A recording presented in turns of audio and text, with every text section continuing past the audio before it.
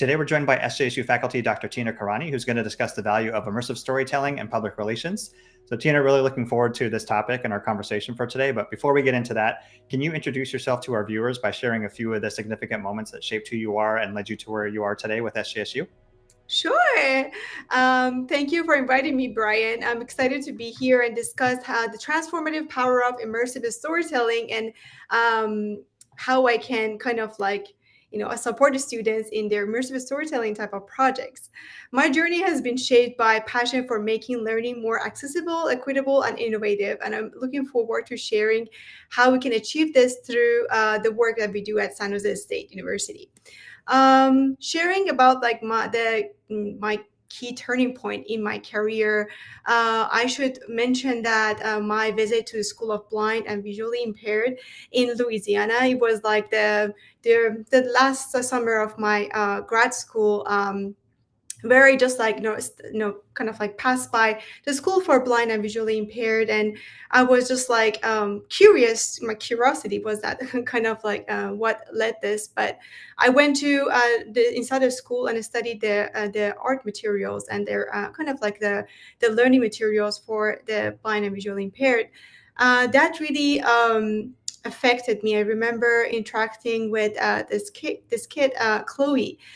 She was just telling me about her favorite color being blue, and she lost her vision when she was only 3 years old. And she told me that that's the color she vividly remembers from that time.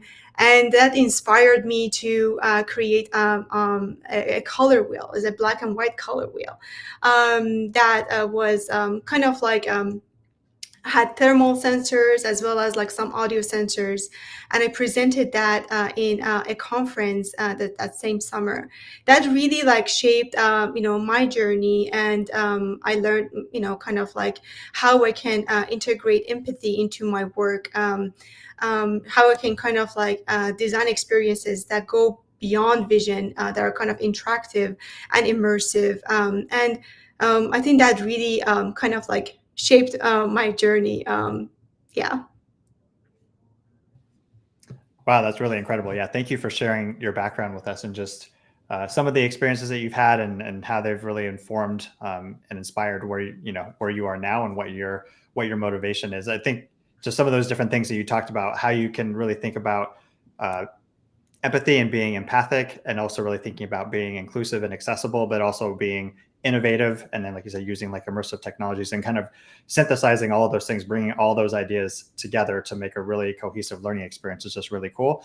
And really aligns with, I think, a lot of what we're trying to do with SJSU Online too, really thinking about how we can make the educational opportunities that we have available just more accessible, really innovative, but just making sure that they fit for people of all different types of lived experiences and all walks of life. So really glad to have you as part of our faculty here. I know you've been featured by Meta for your impact in immersive storytelling. Can you describe at kind of a high level what immersive storytelling is and how do you incorporate that into your teaching practices? Sure. As a leader in immersive storytelling in storytelling, I use cutting edge technologies like augmented reality and virtual reality to revolutionize how students learn and engage with complex topics.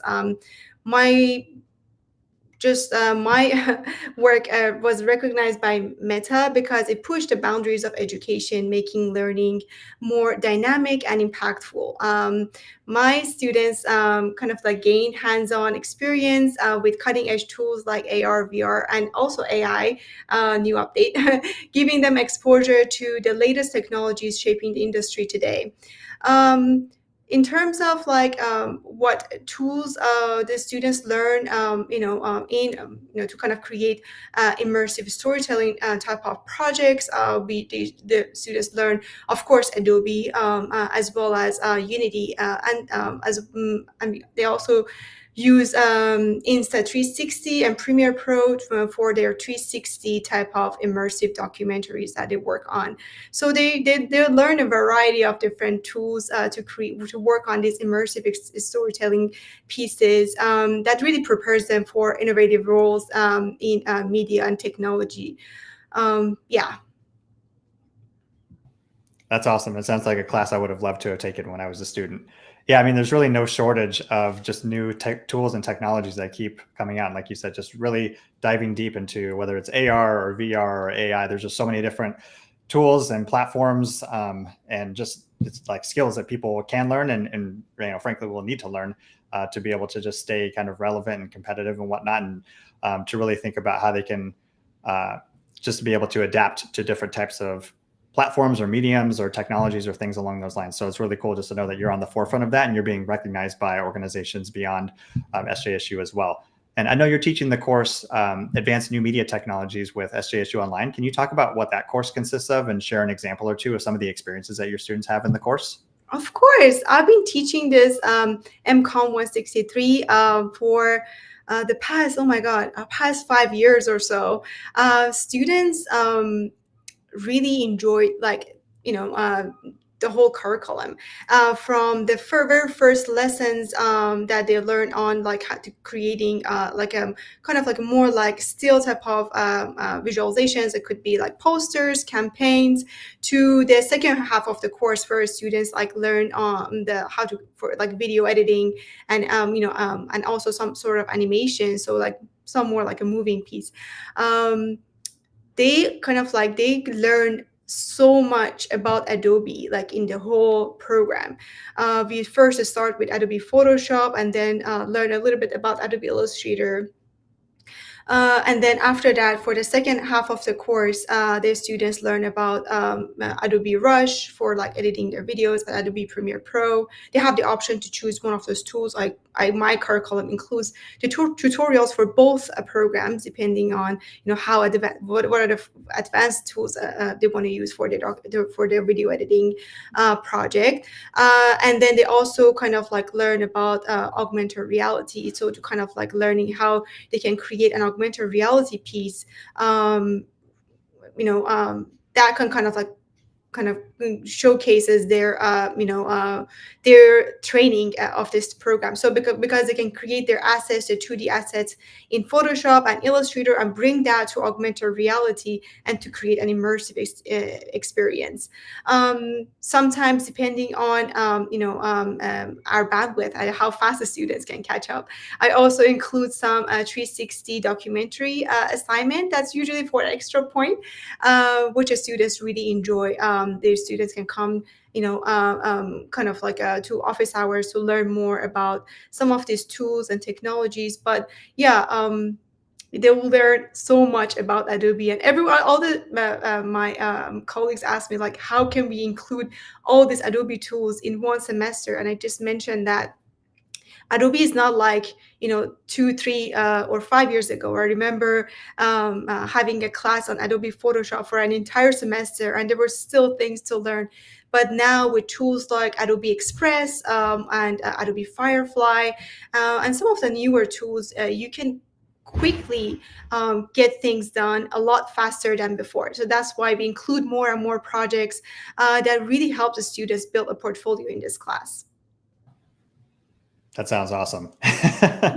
Yeah, it just sounds like it's so cool that there's so many different components that make up the course. Like you said, you're learning about campaigns, learning about video editing, but then also diving deep into these specific tools to get exposure into getting the hands-on experience with those tools and being able to take that and then do those things like, practice video editing, practice working on campaigns, all those sorts of things. Yeah. And like you said, there's so many options through the Adobe suite, and they keep rolling out these AI updates as well to make things easier and faster for users. So it's really cool that you're taking advantage of that and making sure that your students get a lot of exposure and experience with that. Yeah, I keep telling students about my first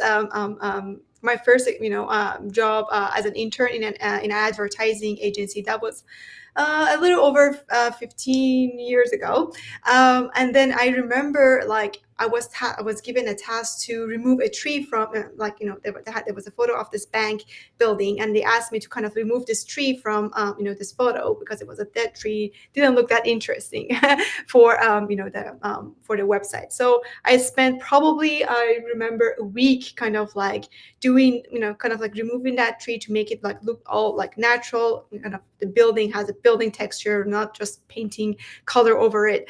So, but now I just like teach the students how to do that in seconds. And I feel like, oh, the students can do so much more nowadays with like all AI integrated in Adobe tools.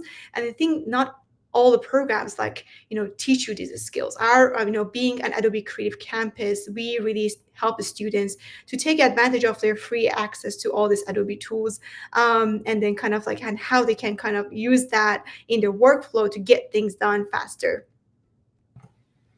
Yeah, it's amazing how much it has changed in, just a few years, or like you said, 15 years ago. I mean, like that almost seems like another generation ago in terms of Yeah. technology. Yeah, I And know, that's but great. I have to update my curriculum almost every year, because now with AI in kind of included inside this all these Adobe tools, like now they added an AI to InDesign, and then there's Photoshop, and then all this other tools. You can get things done so much faster, and I want my students to be able to do more, and kind of be on top of all these technologies and tools, because not only it helps them to get things done faster, but also it helps them focus on what needs more work, for example, from the content, or to kind of like putting the creating more like social media campaign.